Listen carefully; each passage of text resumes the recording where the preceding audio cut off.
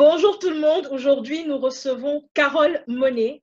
Carole Monet est une dame que j'ai rencontrée il y a quelques années en tant que facilitatrice des échanges économiques et des projets de développement en Afrique et pour l'Afrique. Je l'ai bien observée en action et en fait, c'est quelqu'un de très forte, très courageuse. Et ce que j'admire par-dessus tout, c'est le fait qu'elle a beaucoup de compassion et elle est vraiment orientée vers les autres. Donc, super leadership. Oh, je suis très contente. Carole, bienvenue. Merci Stella. Alors Bonjour à aujourd'hui, tous. c'est toi le parcours inspirant, Carole. Alors j'ai dit certaines D'accord. choses, mais est-ce qu'il y a des choses que j'ai pas dites sur Carole? Qu'est-ce que j'ai oublié? Peut-être le côté privé, de dire que je suis maman de deux adolescentes qui ont presque ma taille. Donc, ce matin, je me suis levée en mode maman. J'ai fait des pancakes pour ma fille Laetitia qui a 13 ans, qui reprenait l'école aujourd'hui après 5 mois de, de, de- Hmm. de parcours assez chaotique avec la pandémie Covid. Mhm. Donc, ce matin, j'avoue que j'ai vraiment été dans mon rôle de maman. Voilà, donc j'ai donc ces deux adolescentes, Audrey et Laetitia, qui sont évidemment mes sources d'inspiration aussi. Mhm. Et donc, je suis mariée depuis une vingtaine d'années. Je vis à Bruxelles depuis à peu près 25 ans. Et je travaille effectivement dans le domaine dont tu as parlé depuis à peu près 9-10 ans. À peu près, voilà. Donc, je crois que tu as presque tout dit. Donc, je complète avec ces informations-là et c'est complet, quoi.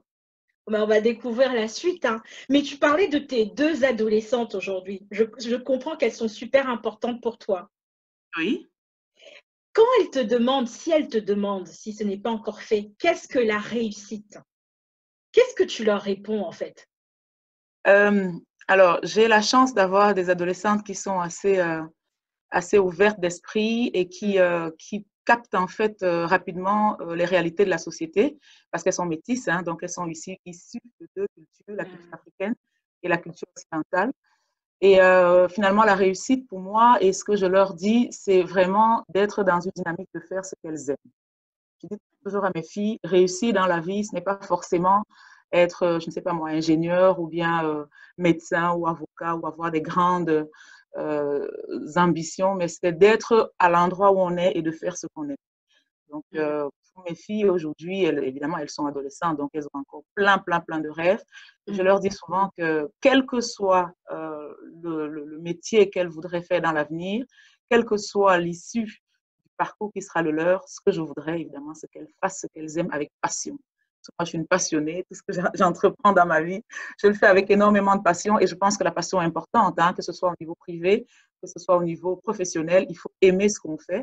Et moi, Mm. le testament, j'ai presque envie de dire comme ça, que je donne à mes filles, c'est d'être ce qu'elles sont et qu'elles le fassent avec passion, qu'elles aiment ça. Pour moi, c'est l'essentiel. C'est ça la réussite. Wow. J'ai vraiment, tu as dit plusieurs fois le mot passion. Oui. J'ai une petite question par rapport à ça. La passion, la réussite. Tu sais, la passion, moi, je vois ça comme quelque chose de pétillant, en fait. C'est quelque chose qui explose, c'est l'enthousiasme et tout. Et je vois aussi la vie qui passe par là et qui fait pouf, ta passion, je vais peut-être l'arrêter. Et je sais qu'il y a plusieurs personnes qui nous regardent aujourd'hui, qui se disent, voilà, j'ai le côté passionnel, je suis enthousiaste, mais en même temps, il y a la vie qui me montre des réalités. Comment est-ce qu'on fait, et peut-être avec des exemples dans ton parcours, pour garder cette passion, cet enthousiasme? Qu'est-ce qui nous attache à nos projets quand on peut se faire dérouter par la vie? Qu'est-ce que tu... Alors, c'est très important hein, parce qu'effectivement, on est tributaire d'une réalité Hmm. de la société dans laquelle nous vivons qui n'est pas toujours facile à mettre en exergue avec le terme passion. Mais moi, je pense que ce qui est important, c'est vraiment d'être soi-même, de garder cette âme d'enfant ou bien cette réalité qui avait en nous comme une espèce de petite graine qui, a, qui était au fond de nous au départ et qui nous permet d'avancer. Forcément, moi aussi, moi je suis passionnée par le théâtre. Voilà, ça c'est encore des choses que je fais du théâtre amateur. Je suis entre guillemets actrice de théâtre amateur. J'aime beaucoup ça, parce qu'au-delà de tout, je suis quelqu'un d'assez timide intérieurement. En tout cas, j'ai du mal en tout cas à à me mettre devant des gens comme ça. Les gens ont l'impression parfois que c'est très facile parce que je le fais aisément, mais chaque fois que je dois prendre la parole devant les gens, ou bien chaque fois, et mon métier me fait le faire très souvent, mais j'ai toujours cette boule au ventre, le besoin d'aller rapidement aux toilettes parce que voilà, on a ça au plus profond de nous. Et ce théâtre que moi j'ai fait depuis que je suis quasi ado m'a permis, d'abord parce que c'est une passion, m'a permis de garder en moi cette volonté de faire ce que j'ai toujours eu envie de faire. Évidemment, avec le métier que je fais aujourd'hui, j'ai été plusieurs fois dans des projets de théâtre, mais qui n'ont pas toujours été l'aboutissement de ce que je voulais parce que je devais voyager, je devais partir énormément en Afrique. Mais j'essaye de garder ça. Il faut qu'on cultive ça.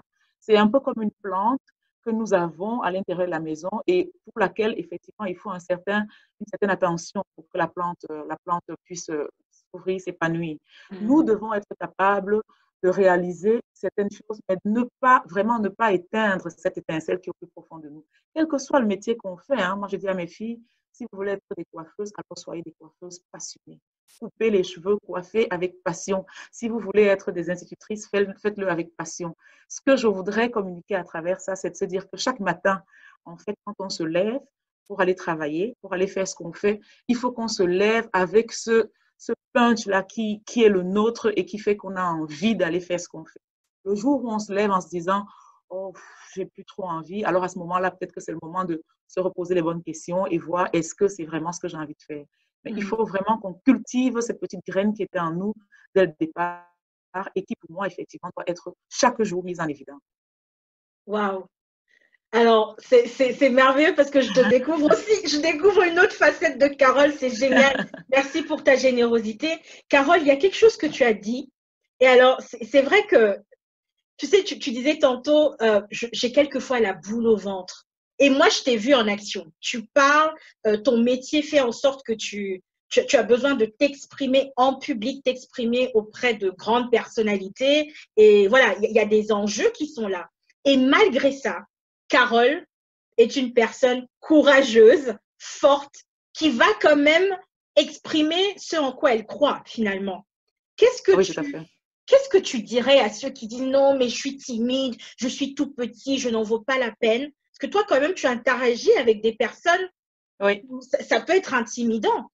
Quel oui. est l'état d'esprit que tu cultives en toi pour malgré Euh, utiliser cette parole? Et je t'ai vu en action, hein. Je sais de quoi je parle. Peu importe qui est devant Carole.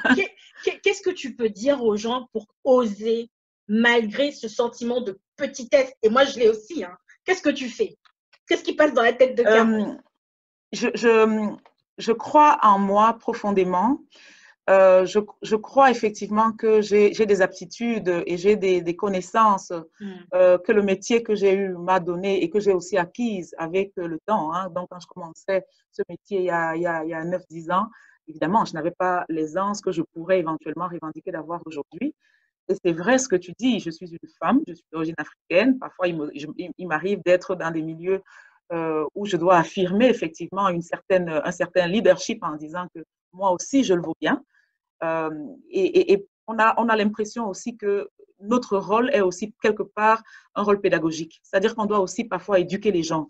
Je me suis trouvée confrontée très souvent à des réalités où les interlocuteurs qui étaient les miens partaient sur des a priori parce que je suis une femme, parce que je suis noire, parce que je ne suis pas, voilà, tout ce qu'on peut donner comme stéréotype.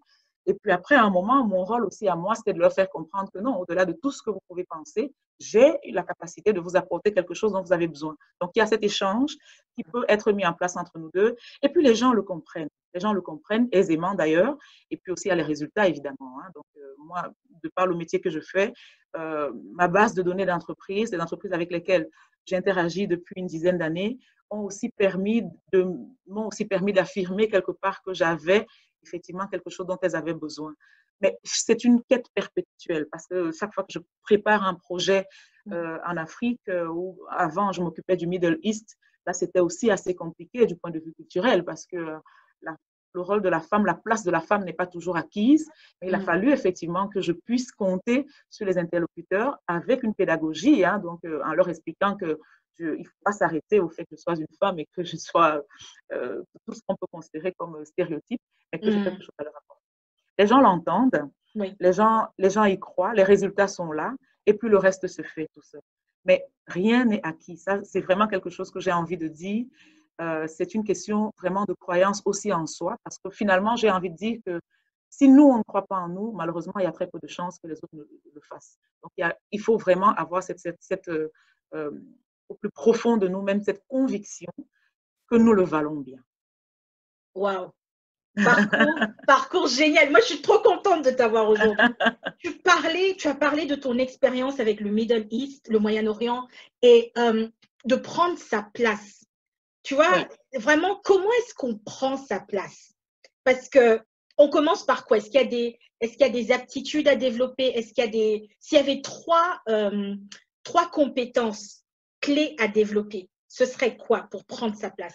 Euh, alors, pour prendre sa place, moi, je le dis, même quand je suis en Afrique avec mes petits frères et mes petites sœurs, la première chose que je leur demande de faire, c'est d'aller à l'école, évidemment, hein, parce qu'il faut quand même acquérir des connaissances le plus possible. Nous sommes dans une société aujourd'hui dans laquelle les compétences intellectuelles sont importantes, ça, on ne peut pas dire le contraire. Il faut donner la possibilité d'apprendre. Donc, première chose que je donne comme conseil, c'est dans la mesure du possible d'aller à l'école. Il faut être capable, effectivement, d'acquérir ces compétences-là.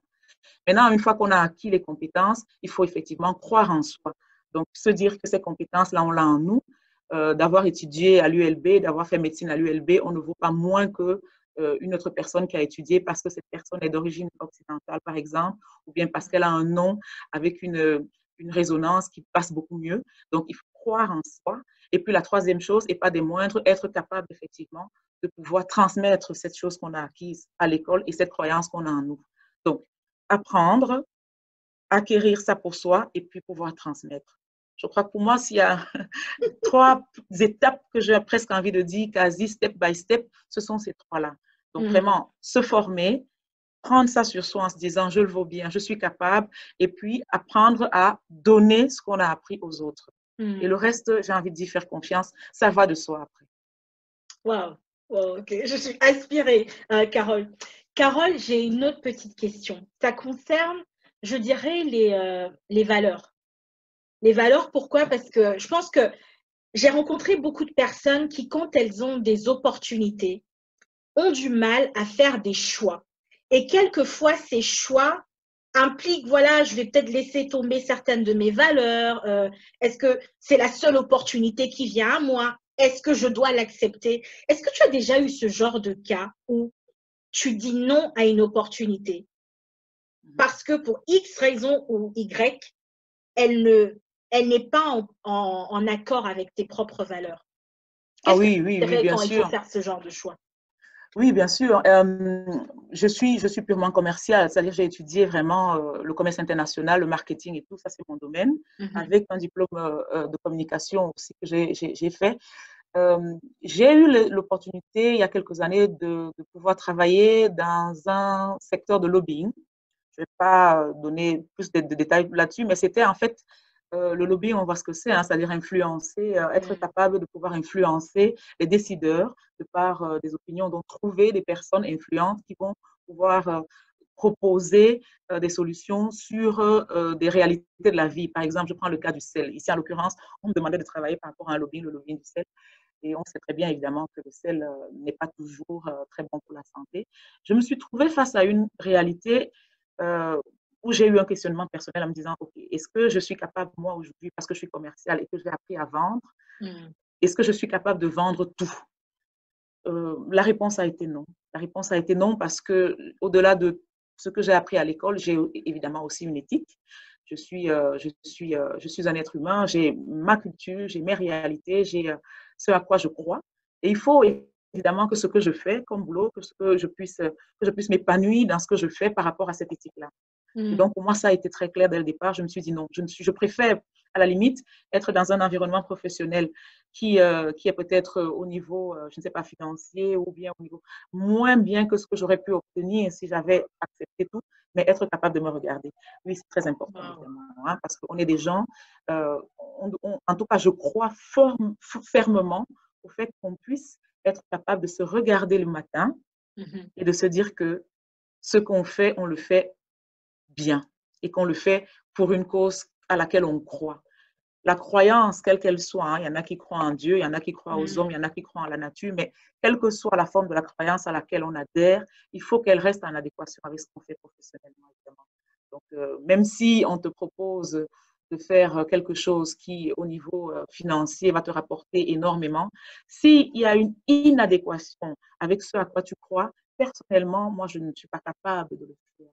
Là, évidemment, je suis très mal placée pour donner des conseils à tout le monde, mais moi, mon expérience à moi, c'est de me dire, je voudrais pouvoir regarder ma personne, je voudrais pouvoir regarder mes enfants, je voudrais pouvoir regarder ma famille, je voudrais pouvoir être capable de me dire que les gens sont fiers de ce que je fais. Et c'est important. Je pense que c'est très important. Mhm. Wow, super. Écoute, j'ai la question qui me vient en tête, c'est tu parlais de se regarder soi-même face au miroir et d'être fier de soi. Si face au miroir, tu avais la Carole qui avait 15 ans, on va dire. Carole, 15 ans. Qu'est-ce que tu lui dirais à cette Carole? Oh, ben, je crois que je la rassurerais déjà parce que c'était une Carole euh, très, très, très, allez, pas sûre d'elle du tout Hmm. et qui était effectivement dans une société dans laquelle elle avait plein de rêves, plein d'envie de faire des tas et des tas de choses et qui avait envie d'embrasser la société, la vie avec vraiment avec tous les bras de la pieuvre. Mais je dirais à cette Carole-là de se rassurer en se disant que ce à quoi elle croit, il faut qu'elle continue à y croire, que les choses vont s'acquérir petit à petit. Il y a un proverbe qui dit, hein, si jeunesse savait, si vieillesse pouvait, eh bien la jeunesse, si elle savait, aujourd'hui, entre guillemets, la vieillesse, je ne suis pas vieille, mais je suis déjà beaucoup plus avancée en âge. Et je dirais à cette Carole-là, vas-y, crois en toi, les choses vont se passer. Je la rassurerai, vraiment, je la rassurerai. J'ai envie de la prendre dans mes bras d'adulte aujourd'hui en lui disant, ça va aller. C'est ce que je ferai. Oh, merveilleux. Merveilleux, Carole. Et est-ce que si on devait aider Carole dans une de ses plus grandes visions, ce serait quoi? Quelle est ta vision actuelle la plus folle? Pas forcément folle, mais la plus, celle qui te tient vraiment à cœur. Ben aujourd'hui, c'est d'être capable. Alors, je suis venue en Belgique il y a à peu près 25 ans et j'ai jamais vraiment eu la possibilité de travailler euh, dans un contexte africain. Je suis d'origine africaine, donc j'ai la chance de travailler avec le continent africain puisque j'organise à peu près 5 à 6 missions économiques par an Mhm, dans la zone qui est la mienne. Mais je suis toujours, je fais toujours vraiment, je déplace la délégation belge là-bas pour trouver des partenaires locaux et tout. Je pense qu'il y a un peu allez, un manque en moi de me dire que j'aurais souhaité travailler en Afrique aussi, être capable de développer mes compétences là-bas. Ça, c'est quelque chose que j'aimerais faire. J'essaie de me donner tous les moyens possibles pour pouvoir aboutir à ce projet-là. Il a évidemment fallu adapter aussi, hein, c'est ce qu'on disait tout à l'heure, en fonction de c'est un choix. Hein, la vie est toujours un choix.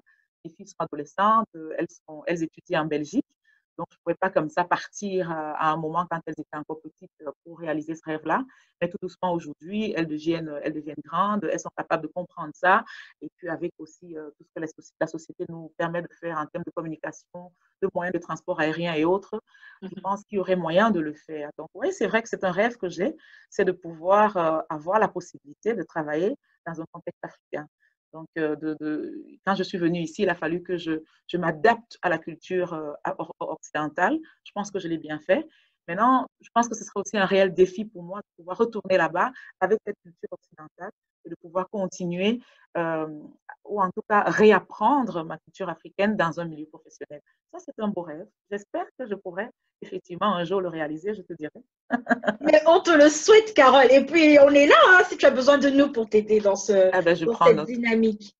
Je prends note. Carole, oh, oh, il faut déjà interrompre. Je vais terminer avec une dernière question. S'il y avait 3 mots, tu avais uniquement 3 mots à dire à quelqu'un qui est complètement à plat, elle ne sait pas où elle en est, elle est à plat, on est en pleine crise du Covid aussi, enfin, il y a des personnes, c'est une période assez difficile. Quels sont les 3 mots qui te viendraient en tête s'il y avait juste 3 mots que tu pouvais leur dire? Alors, il y en a en tout cas un que je vois déjà. Les deux autres, je vais peut-être réfléchir en parlant, mais en tout cas, c'est espoir. Donc, croire, hein, on est dans tout ce qui est croyance, espoir, parce que moi, je suis quelqu'un de fondamentalement optimiste. J'essaye toujours de voir les choses vraiment du meilleur côté possible. Et je pense qu'on est dans une société dans laquelle on a besoin de croire, on a besoin d'avancer, de croire. Donc, l'espoir. Quelqu'un qui aujourd'hui, s'il y a une jeune Camerounaise qui est diplômée et qui ne sait pas par où commencer, j'ai envie de lui dire, crois, crois en ce que tu as envie de faire.